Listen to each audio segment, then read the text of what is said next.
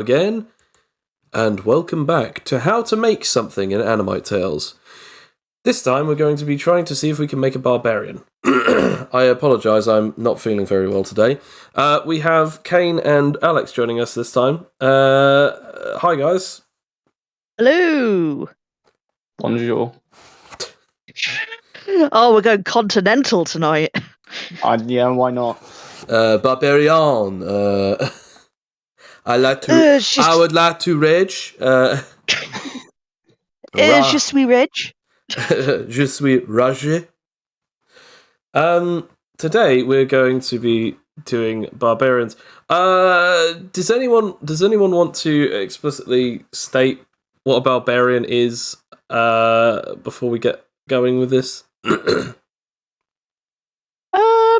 I guess I could. In that I've played a few barbarians in D&D at least, and D&D type games, and they're basically sort of like wild men. I guess the closest thing you could really describe them as is like Conan the Barbarian, where they've got the shirt off, they're wearing like a loincloth, they've got a big club, and they get into an incredible wild man rage to attack their foes. Very sort of Norse and Arnold Schwarzenegger-y. Okay. They use the power of emotion. Anything to add to that, Kane? I don't need to add anything to a perfect description. So Fair enough. Yep, that's pretty much it. Big strong, big rage. That's pretty much it. We have the artwork that Coin did ages ago for one of Graham's characters, in fact, Graham's first character, Donk, who, in all honesty, is probably the closest thing that we've ever had to a barbarian until Felix came around, anyway. But yes, so we should probably get into the criteria. Has to be at least, at the minimum, a melee-orientated character. Unless if you can prove to me that there's another way that you can make a different type of barbarian. They have to have some kind of rage-like ability. But mostly, they have to be, I'm going to say, strength-based. But if you can figure out something else than that, that's fine. Would you guys like any particular handicaps, like maybe to call dibs on a particular race? To make this more interesting? I'm already looking at husks. Okay, so Yeah. husks. Yeah. I mean, I do like, I would always go straight for the obvious one, which is the mood muscle, aka emotional empowerment. Okay. But you know what we haven't talked about, like, at all? Titan Childs. Why can't we could do a Titan Child, barbarian? If you'd like to try and have a think about that and have a look through some of that, that's fine. I was actually going to choose an Omegan myself, but if you're picking an Omegan, I'll pick something else then. Yeah, thank you. Okay. I'll go first because I already have something for this because you've already said it. Mood muscles. I mean, it's literally in the title, mood muscles. You can originally it was called rage empowerment. It's now based on any one specific emotion. For instance, Felix fatigue, aka the mood muscle, of nerve and calmness. Every time that he's supposed to get emotional, he has to calm himself down. Every time he succeeds to do so, he builds up a stockpile, which then converts into minutes of how he suddenly becomes how he suddenly erupts with power, and becomes basically a titan of emotion, or at least a titan of lack of emotion. What's funny is that he is like a reverse Hulk. Absolutely. That's how I described him, and he's just wonderful. I love that concept.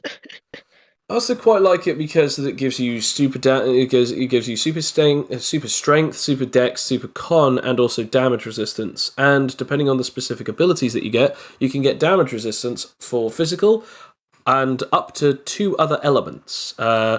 Felix specifically has fire resistance and another one that has not yet shown itself. So he has 3 resistances.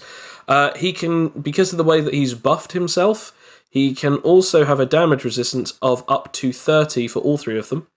And he can use this ability for up to 30 minutes thanks to the way that his abilities have stacked.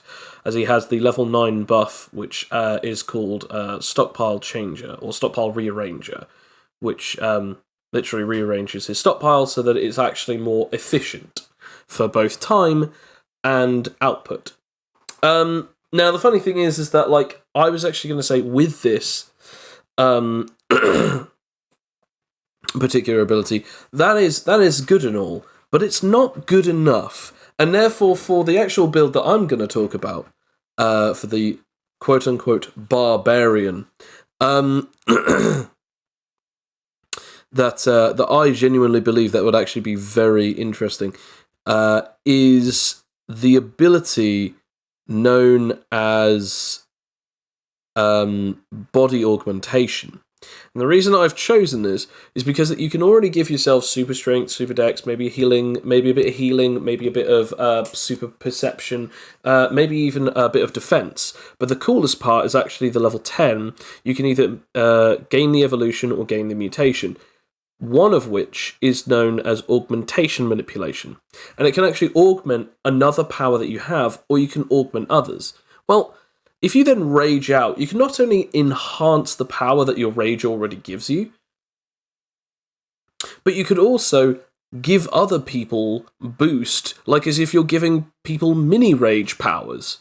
So you can just pass on your aura of rage to other people thanks to this combination of two abilities. You could therefore make everyone super strong, or super fast, or super durable, or you could give everyone healing auras, which basically augments their healing abilities. And at that point, you've just got this powerful barbarian who is the ultimate team player, as well as the ultimate 1v1 slayer. So that's my build, anyway. Who else would like to go?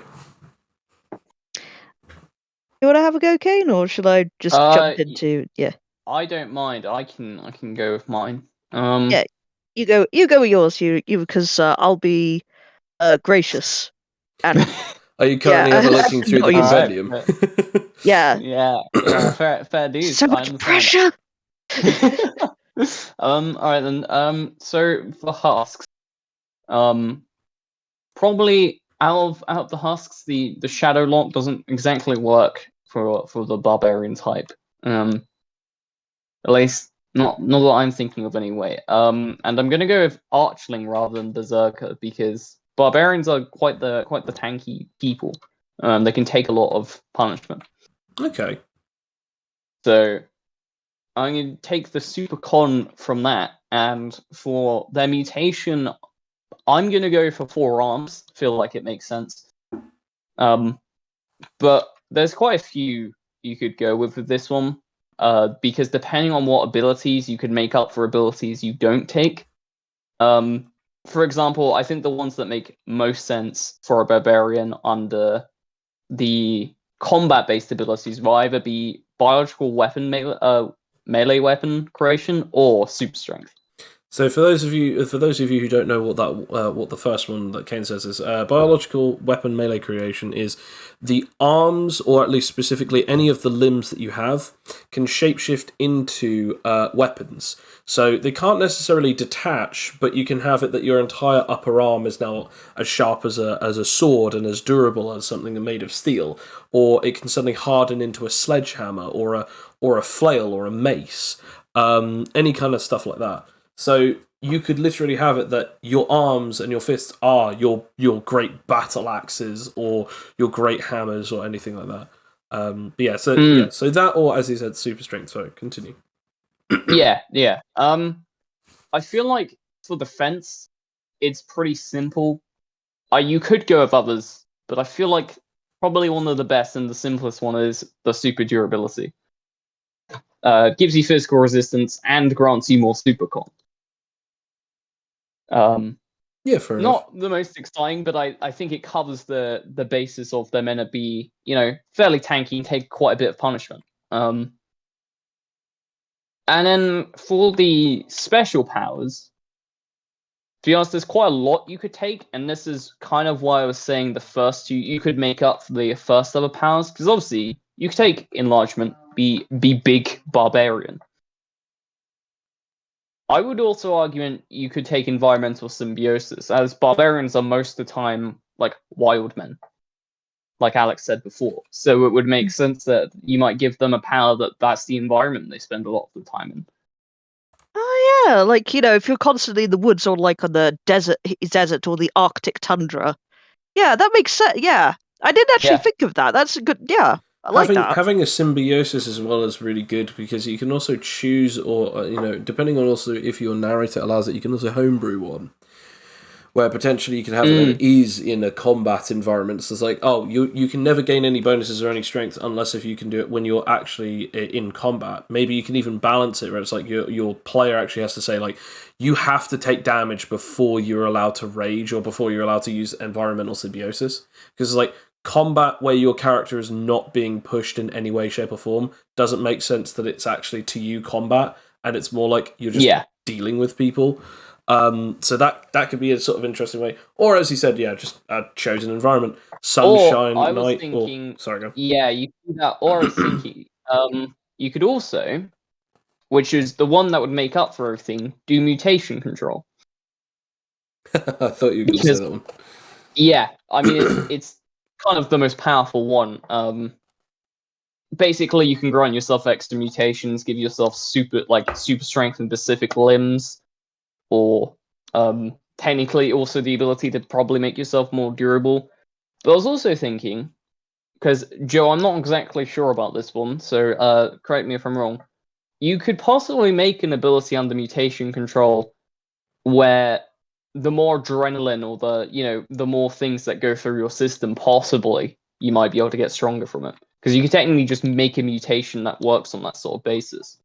I guess so. You could have like some kind of like super stat increasing or damage increasing or super adrenal glands or something, where it gives you like hysterical strength, or even like this concept of like maybe it's like you have to roll for it and you create it, and then it's like maybe you have to roll a specific dice, and it's like maybe it's similar to damage dice where you roll it and it's like this is the number that is, let's say for instance, it's the amount of health that you have to be down on, and if you do so, your damage increases by X, Y, and Z.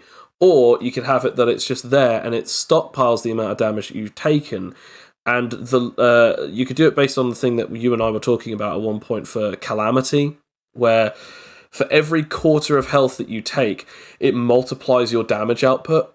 So in other words, if you're at like full health, it does nothing. But then if you've lost a quarter and you're on 3/4, you then can do 1.5. Half, you can do 2 times. 3/4 of your health missing, you can do 3 times damage. And then all of your health, barring 1 HP, would mean that you can do 4 times damage, which would put you in this situation of like you're the ultimate glass cannon, sort of similar to an ability that you get, which I can't remember, but there's like a rage ability where when you're supposed to go down to 0, you can go back to 1. But in this particular case, it would be less of that and more of, as long as you don't go to 0, you can basically do insane amounts of damage. Yeah, and thanks to your super durability, you'd be able to keep going for longer than most. So, absolutely. But that's what I was saying. I think if you went for the biological melee weapons, I think going for mutation control would be better. But if you just went for super strength, I think you could do mutation control of that. But I think symbiosis would be better if you went for super strength. Also, if symbiosis, you can get a bunch of other stuff on top of that. But yeah, that's about what I've got for husks, because shadows would be really hard to do because obviously they don't go into strength at all, and most of their abilities aren't really workable with barbarians. So I feel like with shadows or stalkers, you'd have to have mutation control to give yourself that super strong buff body, and that could kind of be like the rage ability. Yeah. I would like to mutate control. I would like to mutate, and it's like it's that. The only thing that's similar is barbarians do get a thing called danger sense, where if they can see something coming towards them, they do get advantage on dexterity saving throws, which is kind of like the aura detection or the super wisdom that stalkers get. Yeah. Fair enough. But apart from that, it would be pretty difficult, if not close to impossible to do it without mutation control. Fair enough. At least for Rate of Shadows. I guess we'll move on to you then, Alex. Yeah, Yeah. let's see what you got. Titan Child. Okay. Titan Child. Well, the thing that got me with Titan Child is that, well, other than the fact that we haven't really talked about it, not just in on the podcast or anything, but like in private, we don't really talk much about Titan Child. And I'm not really sure why. I guess it's because we've got other things to test. We haven't gotten around to it. But the thing that interested me is not only that you get super strength, super dex, and super con, you also get healing dice as well and regenerative abilities. And that always that reminded me of the current barbarian character that I've got, which basically every time he goes into a rage, he can have I guess a sort of an angry healing ability. Like when he's actually attacking, he's just like filled with so much adrenaline that they could get the healing dice back, and keep attacking whilst healing. So I just I thought that would work very well. And when I think of barbarian, I think that someone is essentially a tank. Not necessarily the dex, but barbarians can be speedy too. But this wouldn't be like focused on dex, I don't think. I think like the final ability would have to be either strength based or or supercon based. So it would have to be the evolution, which is the Atlas path, which gives you basically ridiculous amounts of super strength that basically anybody is going to get hit. And I think of that with barbarians, they go around wearing practically no clothes, having maybe a few weapons, but mainly they deal damage with hand to hand. And it's ridiculous. It doesn't matter if you're wearing armor. It doesn't matter if Actually, you're to be fair, particularly barbarians in D&D do more damage with a weapon. Yeah, but still, you don't have to. No, it's usually yeah. And in Shadow of the Demon Lord, which I'm currently playing, they actually do more damage with basic weapons. Like that's just a perk you can get as a barbarian. Like you get more damage dice if you do things with basic weapons, which also includes your fists as well, I think. Sweet. But yeah, just get a big club, bash on head.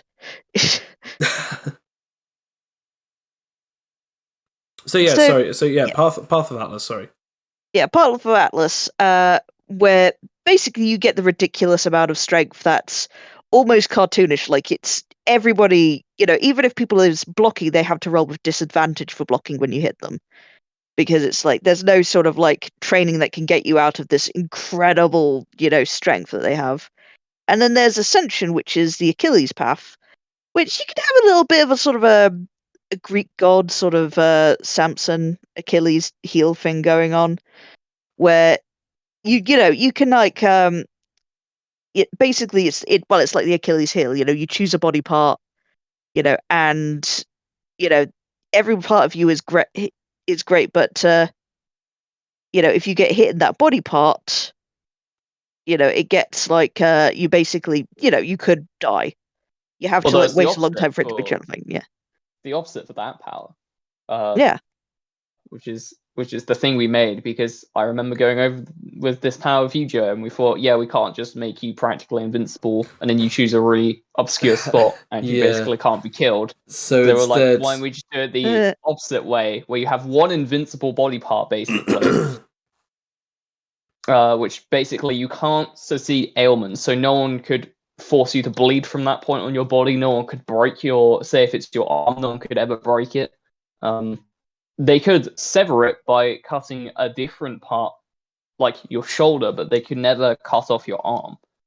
You see, that's genius, actually, because you could do the whole bloody Conan thing where like things just break on your arms. You could choose like that to be a thing that just breaks upon your big muscly arm, and there's nothing you can do against it.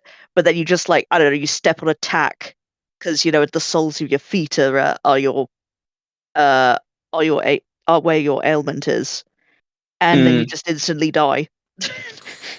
Yeah, I mean, as Kane was saying, we had this issue where we were like, oh man, we should do it based on Achilles and having it that you only have one weakness. And then we're like, but we can't do that because like who's to say that you definitely hit it? And as you said, it would be people would You just could go, technically like choose your heart to be the thing, and if your entire rest of your body is "Is it indestructible, then it's like invincible?" Yeah. It's like, oh well, how do you get to Yeah. the heart then? Aha! Or someone says like a really specific organ, and nobody would ever think to shoot. Like, oh, I'm going to have my gallbladder, or oh, I'm going to have my, I don't know, I'm going to have my what is it, my appendix, my Achilles thing. It's like, hang on a second, I'm invincible almost everywhere on my body except from my appendix. Even if you remove that from me, I'm now completely invincible because blah blah blah, because that was my one weakness, and technically a person could live with that. So we're like, no, okay, the one weakness area is it's the indestructible part of your body. You choose one part of you that is indestructible, cannot be broken, cannot be damaged, unless if by using nullification weapons or animite weapons, I think. You always regenerate from there, and even if your entire body is disintegrated, unless if that disintegration is through animite or some kind of weird nullification thing, which again, there's only two ways that can even happen anyway, because you need, I think, negative empowerment. Unless if it's those two particular ways, or unless if you're nullified, your entire body could be blasted to pieces, disintegrated, whatever, but that one body part that you chose would be completely impervious to it. And in I think it's 1d4 minutes, 1d4 hours, or 1d4 days, your entire body will regenerate from it perfectly. You always come back, and you always start regenerating from that point. If that body part is removed from you, and you cannot retrieve it before those days, or before those minutes, or before those hours, I can't remember how long it's supposed to be, off by heart. If you do not get it, your entire body begins to decay and dissipate or disintegrate, and you start regenerating from that area. So say, for instance, you go, oh, it's my left eye is indestructible. If someone was able to tear it out of your head and then run away with it, you have 1d4 days before you meet the bloody Reaper, because your entire body disintegrates because it's no longer got the thing that keeps it alive. And then you start regenerating head first from this eyeball, and they could have thrown you into a cage for all you know. They could have placed you in somewhere where you can't regenerate properly, and congratulations, you're now stuck.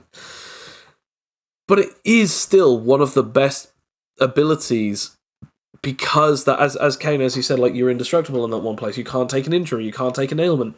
And yeah, technically in that way, if you have it like, oh, it's my arm, or oh, it's my heart, or oh, it's my head, or oh, it's my, I don't know, my leg, you could still have it that if you block with that limb or with that body part, I mean, I doubt you'd ever want to block with your heart, but if you did that particular thing, you could end up having it that, like, as you said, like a sword just snaps over your arm or over your leg because it's just indestructible. Or even like you clash with just your bare arm against someone's like stupidly powerful sword, and it's like, yeah, it's impervious to damage. Like I'll feel the pain maybe, but like I'm not getting hurt. It's like this really is like this is going to hurt you more than it's going to hurt me. Exactly. So we had to have it like we had to name it Achilles, but we had to have it opposite to Achilles because it was that, again, that would be so broken. Like, oh, I can't die unless if you stab this one part of me. So it's like, so yeah, this is just the one part of you that cannot be destroyed or cannot be killed unless if you use one of the 3 very specific means in which to do so. So you're saying... No, go on. Yeah. So, no, I'm just saying, there's so many ways of going. Yeah, again, it's a shame we haven't really like talked about it or like touched this yet, because I've got so many ideas, for this, of what body parts I would choose. I mean, one particular one is the head. I think that would be quite interesting. Yeah, and it's sort of like the whole, again, it's sort of like, the sort of the barbarian sort of thing. It's like we cut off its head. We cut off his head, and the head's still like, talking and stuff like that. Yeah, it's like, I think there is a thing in God of War where they bring the head of like of a god back to life so he could like talk. Yes, Yeah. Yeah. Yeah, and it's been sort of like that. You're just constantly screaming. It's like you say, "Wait till I get my hands." "'Tis but a flesh wound." It's just. I know Mimir. I know Come to Mimir bed. is fine with it. Although they do cut. He does cut off in one of the earlier games. He does cut off Helios's head and uses him as like a flashlight. Like he just uses him as a torch to like shine through certain areas. So, to be fair, that Must doesn't say, surprise that's me. cold. That's cold, man. That's No, I was cold, going to say man. as well the ailment for like certain things and for Animite. I quite like that in Titan Children as well. Like normally you would think of Superman with this, with kryptonite and stuff, where Animite is the only thing that could like really surpass everything, and it's like a special weakness. And like whilst they've got the ailment mortality, quote unquote, the Titan Child is unable to heal and doesn't have any supercon. So basically, you've got an opening. You've got an opening right there, especially if you just say if you cut off an Achilles child's head, with an Animite blade, they're done. They're pretty much done. Absolutely. You're done, son. Yeah, and I like that as well because I kept thinking of barbarians for that because even though they're ridiculously strong, they could be like blinded by their own rage and stuff, and by their own. They have limitations within that strength. So yeah, for example, if like you could have it where it's sort of like not only do they get affected by mortality, they also go into sort of like a kind of crazed rage when they're when they're like around Animite. So like they keep going even though it's a really bad idea to keep going. Yeah, yeah. So fling them head first into danger, as like an extra added weakness to it. No, I definitely agree with you, to be fair. I mean, personally, I think that if I was to make a barbarian character and I was stuck with one of these three, like, I had to be either a mood muscle, or I had to be a Titan Child, or I had to be a Huskonian, I think I would possibly choose.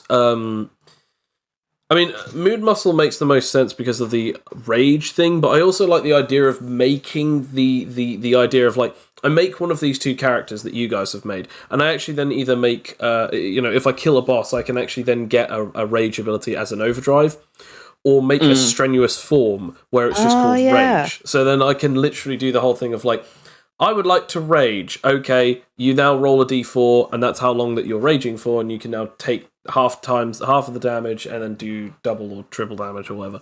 Or even maybe you're allowed an extra attack or something.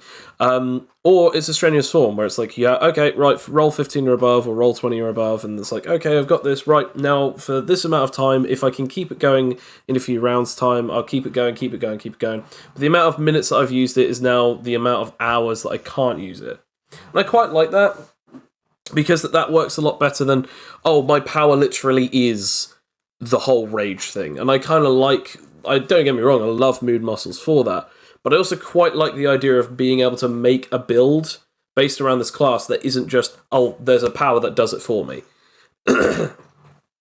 Which is exactly, and yeah, there's just some things that you'd be able to push a bit more as well, rather than like what we've already seen with like Felix. Yes, yeah, etc. Yeah. I mean, like with out of the two of yours, like if I was to cast a vote or choose, that's quite a tricky one, because I feel like if I was making a barbarian, I would possibly want to make a Huskonian, because to be honest, I don't play a Huskonian in any of my campaigns that I get to play in, which is very rare for Ever DM. I don't know. I think I would like to play as someone with super strength, or or with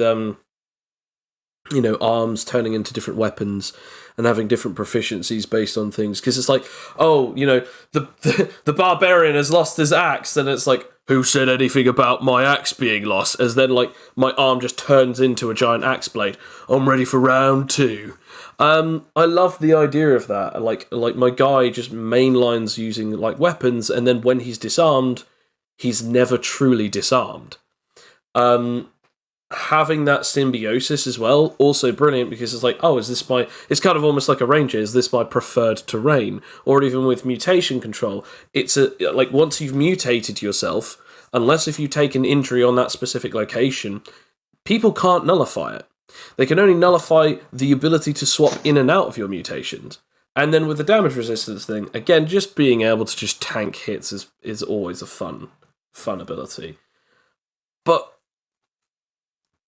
with Titan Child, that's quite a tricky one, because I actually do kind of like the Achilles one, but the Atlas one is like, isn't it, not only do you get some more super strength and the the ability where you can like lift like 100 times the size of the object equal to whatever your like strength is or something. I can't remember what it is. Oh yeah, it's any and all physical attacks dealt by this character half all physical damage resistance. Which is mental.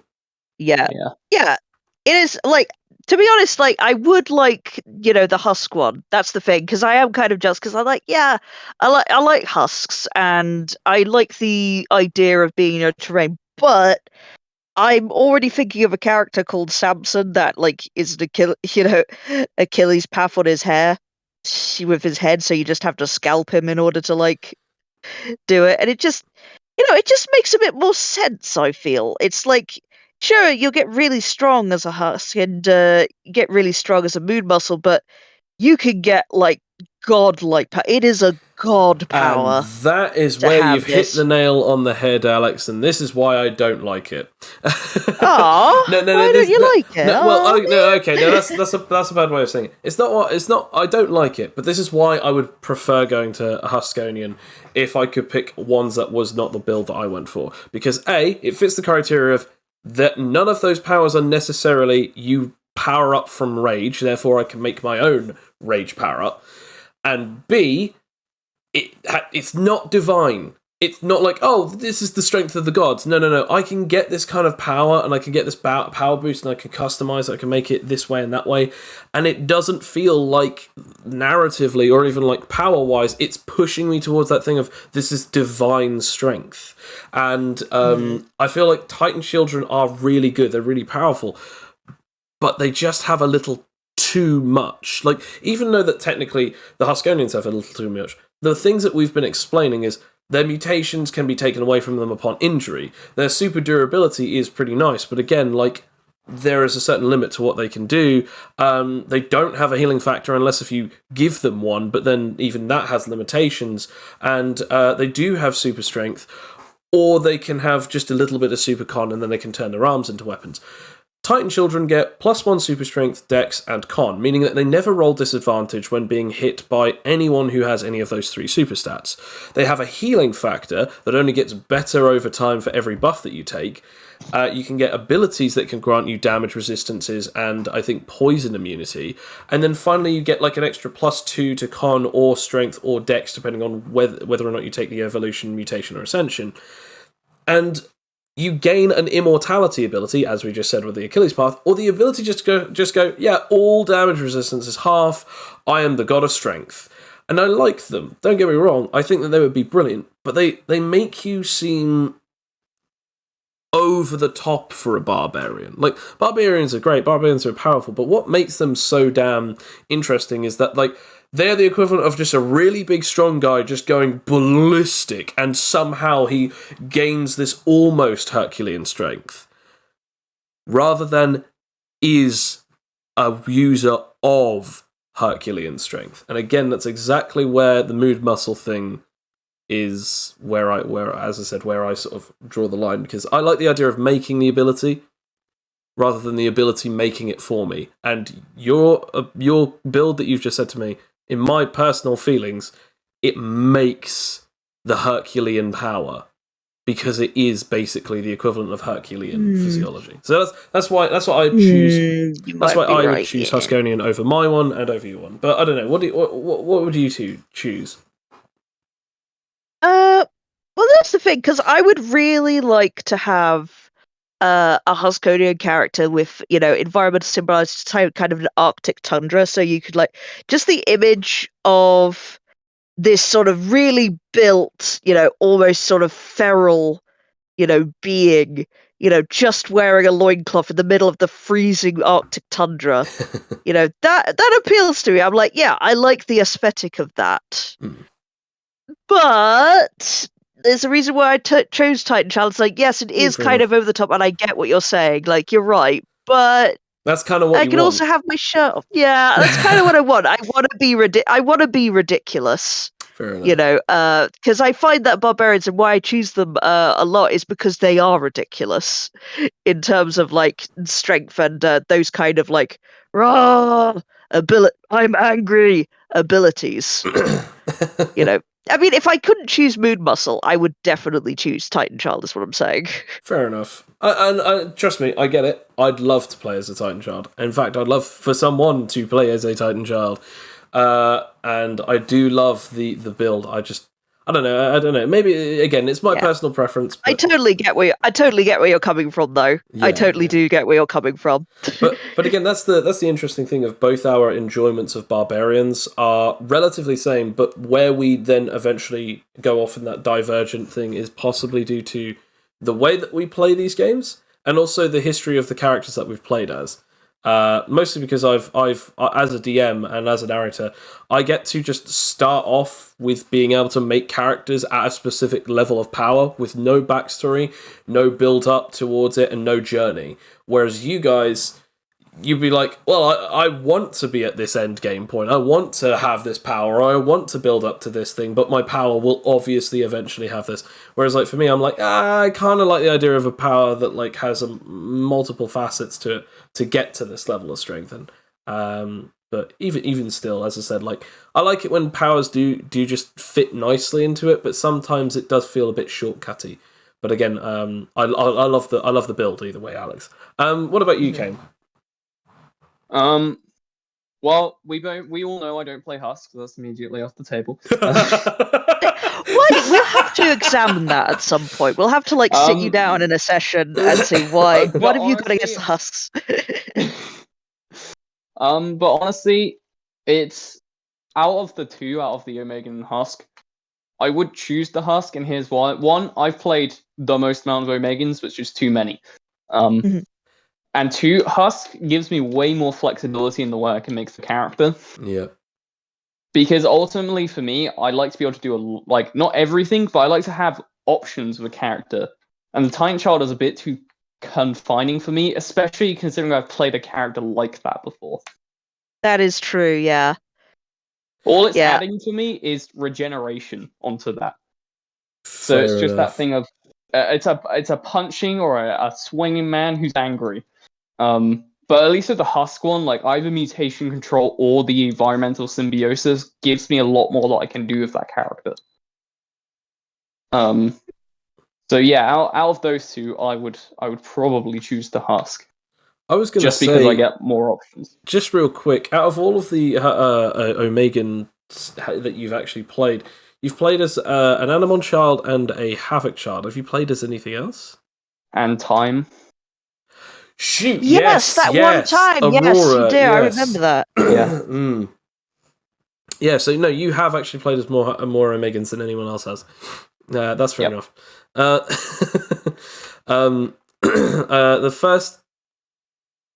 first thing that came to my mind was that question. I was like, I know you have, but like, I'm pretty sure at least everyone has played at least one or something. And it's like, but then again, now that I think about it, like Bill has played a couple, but to be fair, one of them was turned into an Omegan because of balancing, and the other one was like complete homebrew, which again I don't fully agree with that. So again, like yes, but technically no. Whereas like you've actually tested two of them, and then three of them, sorry. And so again, like that, yeah, that's quite interesting. That's quite fascinating, actually. Now I realise that. I only just because that like I do quite like Huskonians, and I do quite like Omegans. I would have to say that like the mood muscle is quite interesting to me because of one particular thing. And it's actually probably one of the reasons as to why that the Huskonian one is actually very interesting to me, so long as one particular thing fits in with it, which is limitations and downsides. With the mood muscles, they have time limits. and they have an emotion, and they have to build it up. And if they get nullified or knocked out, whilst they're transformed, their stockpile empties, and it goes back to 0. And they have to rebuild it up during combat, trying to basically build it up until they can transform and try and keep it going. In environmental symbiosis, you have to roll an ability check to actually power yourself up, and you have to be in that environment. And if you move outside of it, it depowers, and you can't retransform it until you're back in that environment. Plus, the bonuses are only so specific, and if you want to add more abilities, then you actually have to have separate rolled transformations on top of it, kind of like SPMAs and stuff like that. With the, again, with the super strength or the hand weapon or the limb weapon transformation thing, it's like, again, like the limb weapon transformation ability. If you only have two hands, that's your opposable thumbs gone. You can't pick up anything whilst you've got them. Again, like mutation control, as I said, if you take an injury, you'd need to heal that body part or hope that your mutation technically covers that up. And there are so many different things that go on with it. Omegans, specifically Titan children, are just like, yeah, you have your strength right from the get-go. There's nothing that you need to roll to have it. You always have this, and passively you're always going to do that half damage resistance stuff. And it's just too easy. Like, one of the things that makes most sense to me is the barbarians actually have a step that they have to go further. The rage, the frenzied rage, the ignorant rage. I don't know if that's what it's actually called. But those types of things where it's like, it's a transformation, it's a strenuous form, it's an outburst of power that they dig deep from within, their physical manifestation of pure adrenal aggression and violence. And if you always have it right from the get-go, like, oh, my power and my strength is always at this level, then at that point you're not really a barbarian, you're just a really crazy, strong fighter or monk. That's my opinion, anyway. I feel like the more barbarian aspect would come from the traits, which is what I was going to ask. Okay. Probably a simple question. What would you two take as traits for this character? SPMA and hand-to-hand. No. Actually, no. I actually wouldn't. SPMA and Battle Axe proficiency, or SPMA and Warhammer, basically two-handed weapons. Mostly because that in D&D, specifically 5th edition that I've been watching recently of stuff, unless if you have like a level in monk or a level in fighter or a level in something that might give you unarmed combat, you actually do less damage than if you were to swing a battle axe, which again makes sense, fair enough. But I kind of like that idea that, like, yeah, even in like your rage mode, yeah, you're strong, but like, screw that, always have an axe, always have a weapon, because you can do more damage with a metallic object. Now, obviously, with the limb weapon abilities, that's not so much of a problem. But I'd say hand-to-hand if you're going to be like that. But I would say, personally, SPMA, because you need to have abilities based around your superpowers, especially if you want to get a rage-based transformation, a rage-based strenuous form. And any two-handed weapon proficiency. Greatsword, battle axe, colossal weapons, if you also want, like ultra-great weapons and stuff like that. Yeah, I'd say that. I'd possibly say on top of that, just to sort of add or balance it out, I'd say there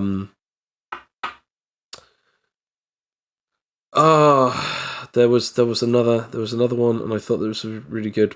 I've lost it, to be honest. I was going to say, I thought you were going to say survivalist.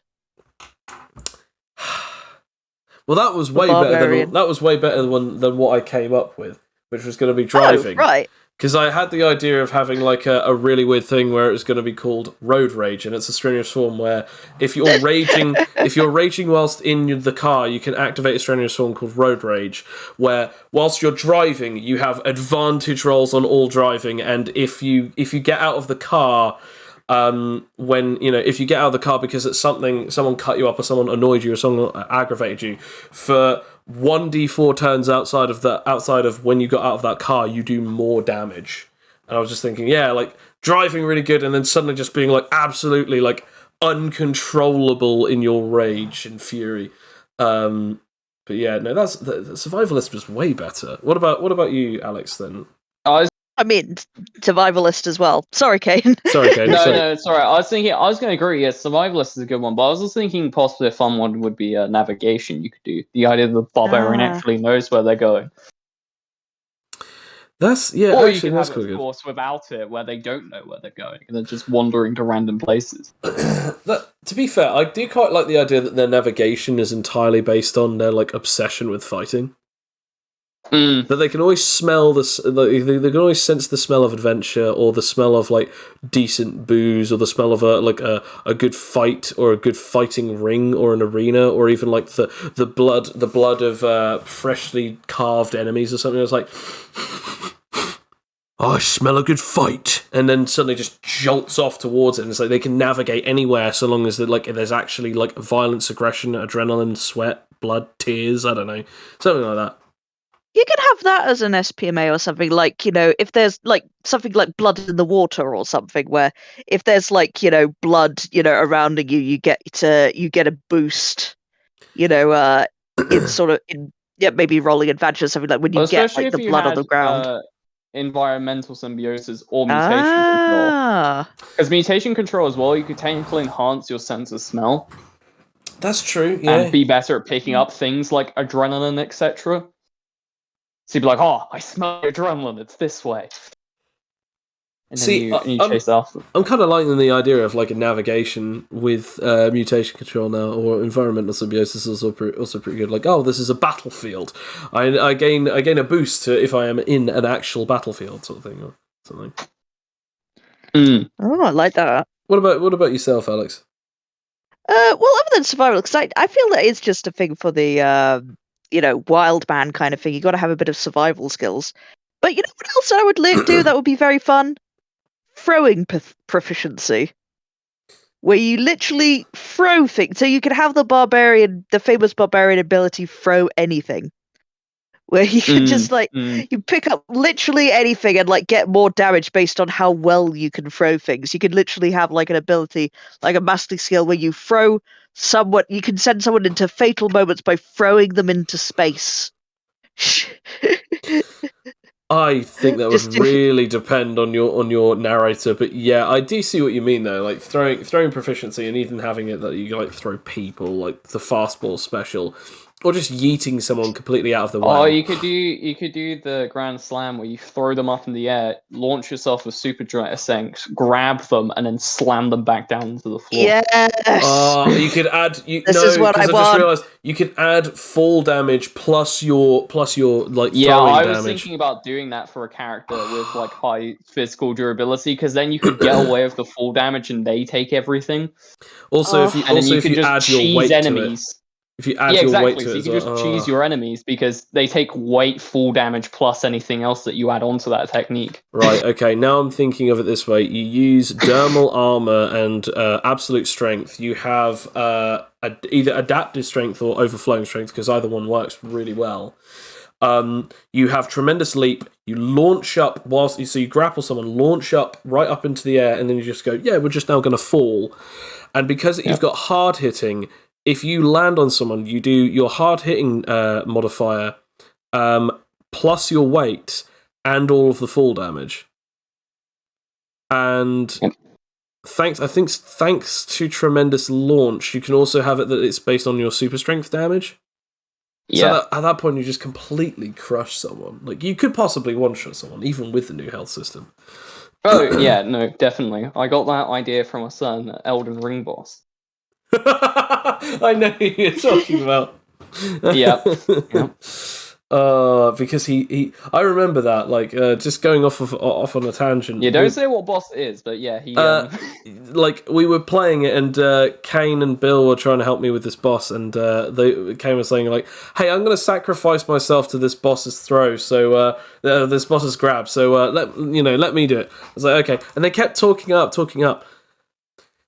As soon as he gets into the position, both of them back off and go, oh, he's going to do the grab. Instantly grabs me, and I want to point out that if I die, these dudes are just instantly out of my world, and that's it. We have to start the boss fight over again. Does this throw, launches me up in the air, grand slams me, and I'm like, oh my gosh, that did so much damage. I need to back off.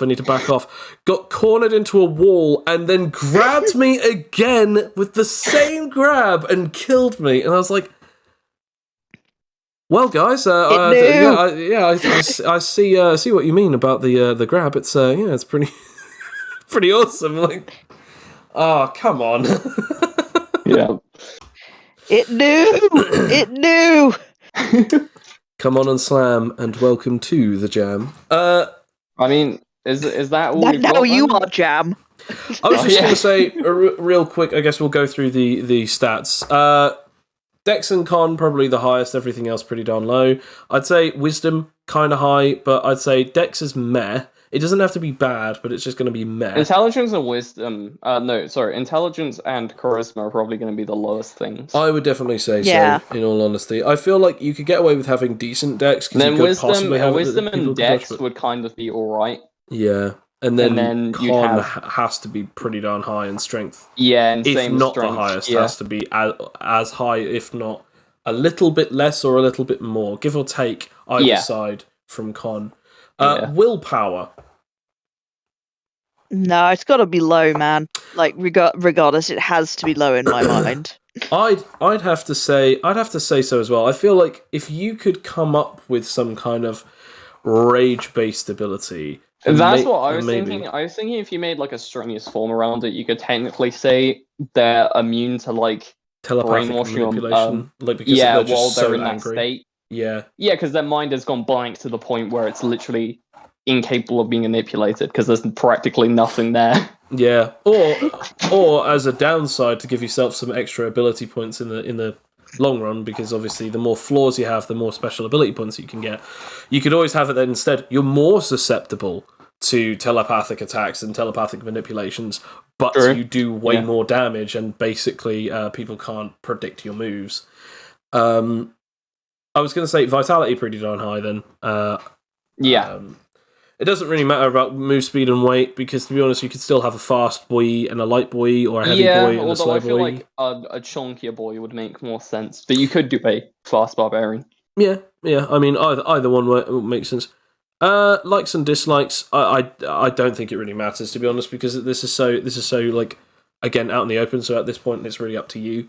I'd say on average, most of them would probably have either pride or wrath as their vice. I feel like that's just kind of the obvious. Like, they almost always go for wrath because, again, their thing is based on rage, or pride because pride of being a warrior. I'd actually say diligence as one of their virtues, because often they would want to do things quickly. Again, bringing it back into the wrath, they are quite impatient and they would like to do things quickly rather than slovenly. Another potential virtue that I guess you could have is perhaps maybe I like the idea of kindness, the kind barbarian. Yeah, I was about to say that. Yes, you could have it that they are relatively quite kind outside of their rage, and inside of their rage, it's like really messed up. Like, because again, like that's sometimes often the duality of people who actually have anger issues is that some people with anger issues do actually often have this situation of they're not really violent or aggressive or bad people, but when they get angry, they become very toxic. And so having that particular interesting thing that also creates a really narratively amazing sort of roleplay scenario where your character is really nice and kind to people, but then when they get rage filled, it's like, everyone get away from me before I kill you. I mean, if you think about it, Bruce Banner, very quiet, very kind, very polite, and then Hulk has often attacked friends or foe, regardless of who or when they were around or near the Hulk. So I'd like to add a voice if I can. Okay. What about lust? And I'm not talking about, just, cavorting with the tavern wenches. Yeah, lust for battle, bloodlust. In Grog's particular one, ale. Ale is not just sex, it's ale and fighting, and I mean, it definitely makes sense. Absolutely. Yeah. I think that's pretty much it, to be fair, unless if anyone else has anything else to add. Hmm. I guess you could also have, like, for a virtue, charity. Because, I feel that, like, wild men don't have much need for material possessions and prefer the quest for adventure. So it could it's like, yeah, we get all of these, all this money, but we don't need it, so we'll give it to someone more, more deserving that could link into the kindness. Yeah, fair enough. What about yourself, Kane? Do you have anything else to add to that? I feel like that could make sense. Apart from that, yeah, I'm not really sure. If you're going off like the base barbarian attitude, I feel like those ones could work. But obviously, you could make any sort of character with this sort of ability and give them whatever. But, Absolutely. But yeah, apart from that, I'm not. I think that's it pretty much. All right. Well, fair enough. Yeah. Well, if any of you have enjoyed this episode, please do check out the YouTube channel at Animite Tales. Well, hashtag Animite Tales. Or you can at me at Twitter at Animite Tales. If you enjoyed this, or if you'd enjoy more of a tabletop RPG-like style stuff, we do that as we play the tabletop RPG Animite Tales. At some point, we will have a website up where you can also do the same thing, as we will have the rulebook open for anyone to have a look at, and we will be constantly editing it, updating it, and attempting to basically create a community for those who would like to play a open RPG to make any kind of odd creatures and classes. Thank you very much for listening. Have a wonderful night. Bye! Wiedersehen. I think that's goodbye. Ciao, ciao for now.